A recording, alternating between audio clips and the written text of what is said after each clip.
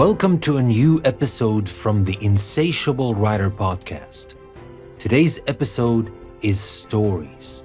And in stories, it's not just that I try to read a story for you, but I do my best to help you live the story and feel everything that is happening in the story.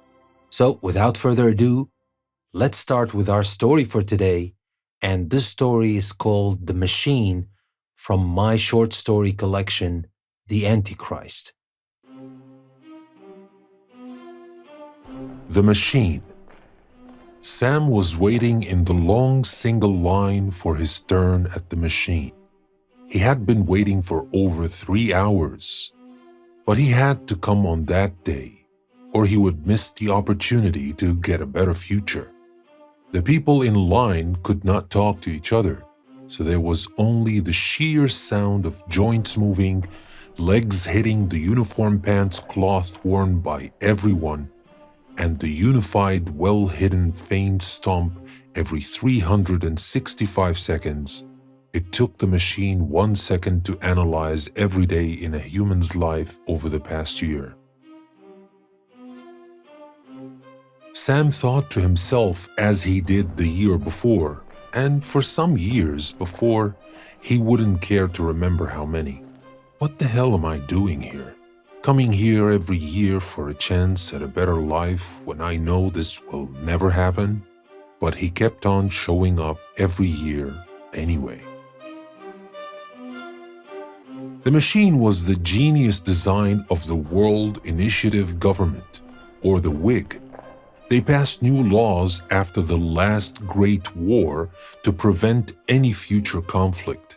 Humanity was on the brink of extinction after nuclear bombs were a common means of retaliation, and sometimes they were the most predictable response. Back then, there was always one country teaching another country a lesson. And yes, everybody made sure that everybody understood their lesson well. The WIG came in after the last Great War, as they called it, and unified the remaining humans from around the world and brought them to one of the few fertile places left on the planet, which was outside Nineveh in old Iraq. 50 brothers ranked up all the way from Brother 50 to Brother 1. They ran the whole show as members of the WIG.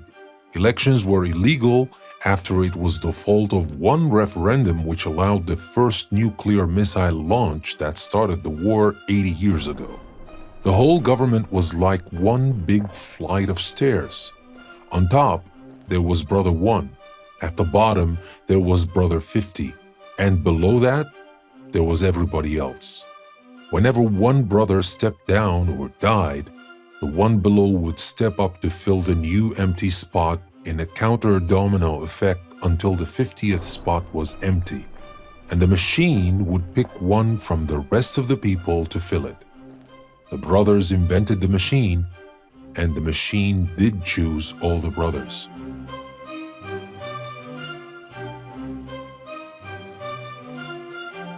It was the first Brother 1 who designed the machine. The machine is a simple neurotransmission reader that can read all thoughts and ideas a person has had all his life.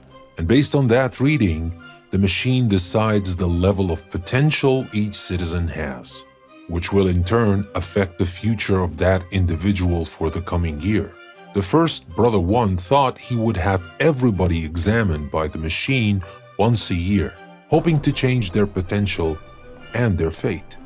So that's why everyone showed up at their scheduled annual appraisal by the machine. Everybody dreams of being a brother, for everything multiplies when you are a brother.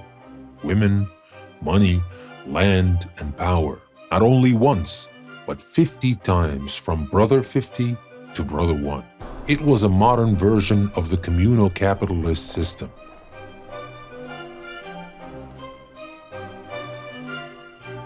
Sam had the same potential for years. Every year he would come fearing that he might violate the free right to be assessed once a year by the machine.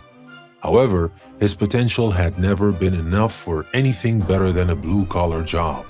He might have been luckier than some others who had the dirtiest and hardest of jobs in the mines and at the great sewers processing plant.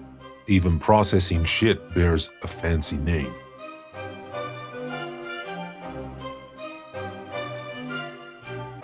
Sam had been standing in line for almost an entire day waiting for his turn and having to hear the silent rumble of thousands of people moving about every 6 minutes. He had already counted the 54 people ahead of him twice. He still had about 7 hours to wait. Plenty of time to come up with a rebellion, Sam thought with a faint smile on his face. But soon his smile disappeared as he looked at one guard who was staring at him.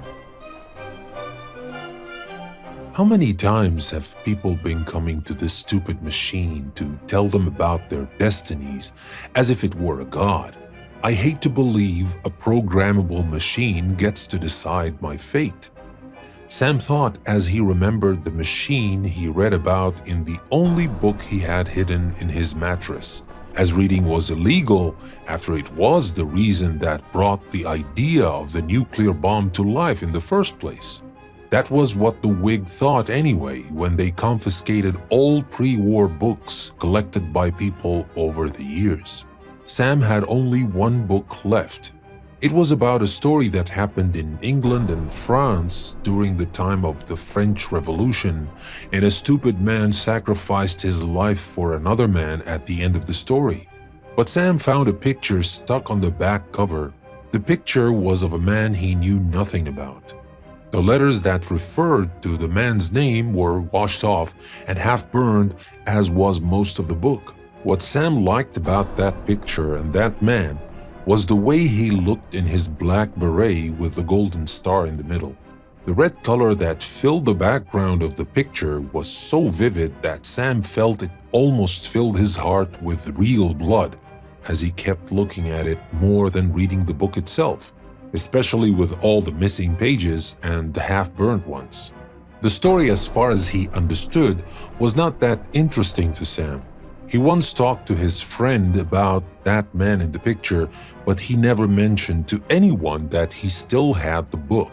He claimed to have turned in the book to the Nuclear Thought Purification Organization that started about 10 years ago when the Whig passed laws to handle the third phase of the book ban.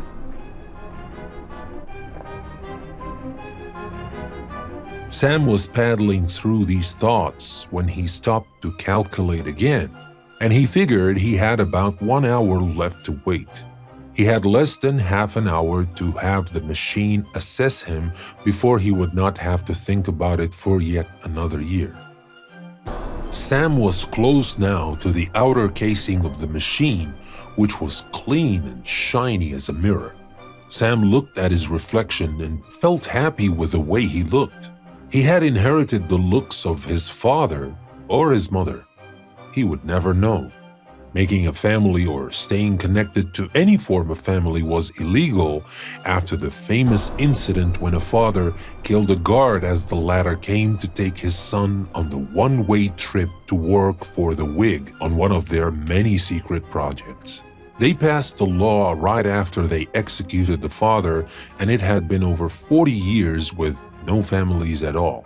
Reproduction, as the Whig called it, took place in specialized labs and during dark sexual congregations, which the Whig announced whenever they saw fit.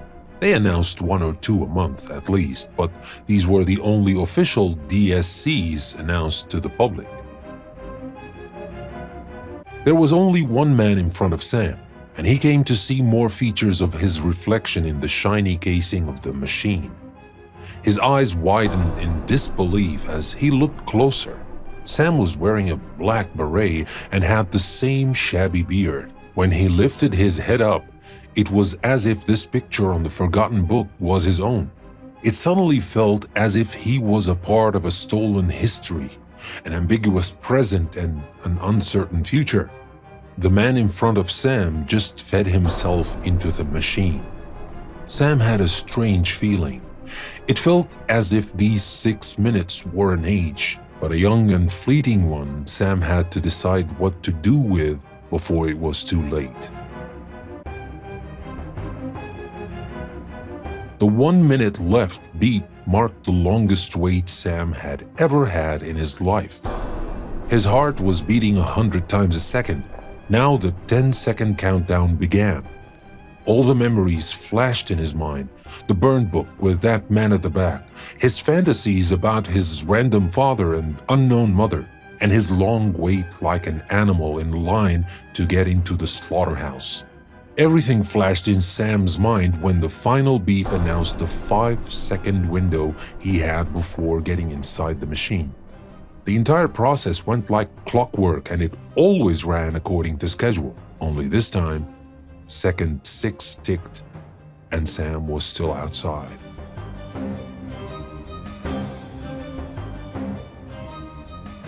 The guards looked amazed at the first couple of seconds. Then they moved towards the machine's door, but Sam was at an advantage there, because the door stood higher than the heads of the guards, and the only way the guards would reach Sam's stand was through the 1-man-wide stairs all the way to the top. They ordered the other men behind Sam in line to move away, and that bought Sam precious time to take up what he thought would be his last stand. He did not know what he was up to or why he was doing what he was doing. There was this strange feeling that he might be the full man at the guillotine at the end of the book, only he had no one to sacrifice for. Or maybe he was that man on the back cover. The guards moved the other men away and were ready to stop Sam. Sam was lucky that all lethal weapons were illegal, so he was not in range of anybody's bullets, only their clubs. Sam was a well-built man with a height advantage, so he could take down 4 guards before they got a hold of him. By the time they cuffed him, one brother had come to the scene of that bizarre incident. Sam didn't care what might happen to him. He was not planning to be in that situation, but he saw his friend on the book cover smiling at him, so Sam smiled back. You must have a good reason to smile in this situation. Do say, what is funny? The brother asked Sam. I have nothing to lose now. I am who I am. I have been afraid all my life, and I failed in your stupid machine's tests year after year. And for what? A stupid promotion for a few more meals a month, or a chance to get an invitation to one of your DSCs? I don't care about that anymore. I know who I want to be, and that's me, only me. Like it or not, I look like that man in the book I hid from you and read again and again and again. You look down on us from your lavish palaces and see us as small as cockroaches you could crush any day, and you get to decide who we should be as if you were gods. To legitimize that and make fools of us all, you make that stupid machine of yours. And we have been your slaves ever since. Not anymore, brother. Not anymore. Sam was shocked at hearing his own words coming out of his own mouth. He was even more amazed than when he refused to go inside the machine. He knew it was him all along, but he liked to think his book friend was a hero or something, and that what he did and said would have made his hero proud.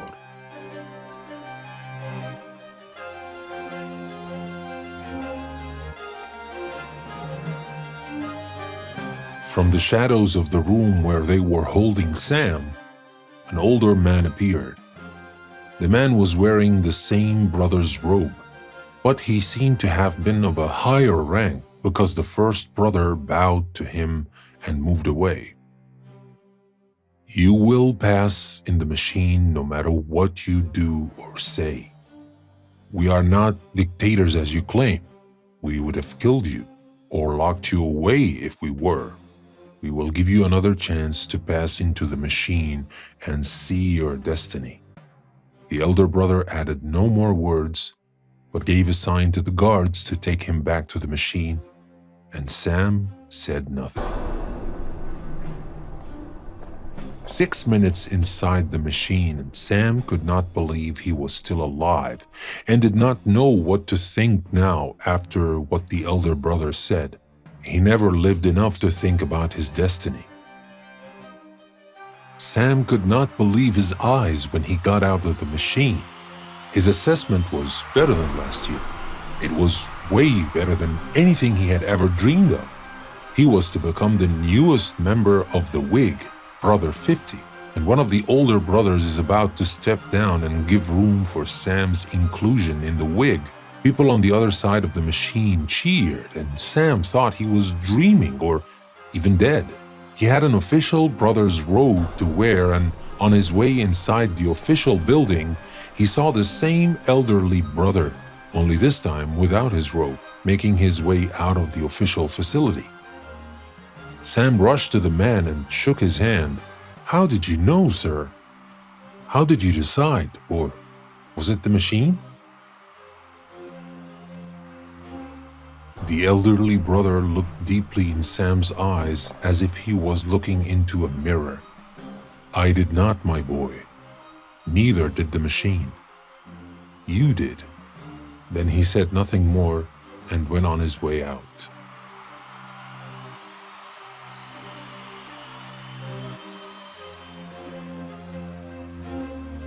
So that was our story, The Machine.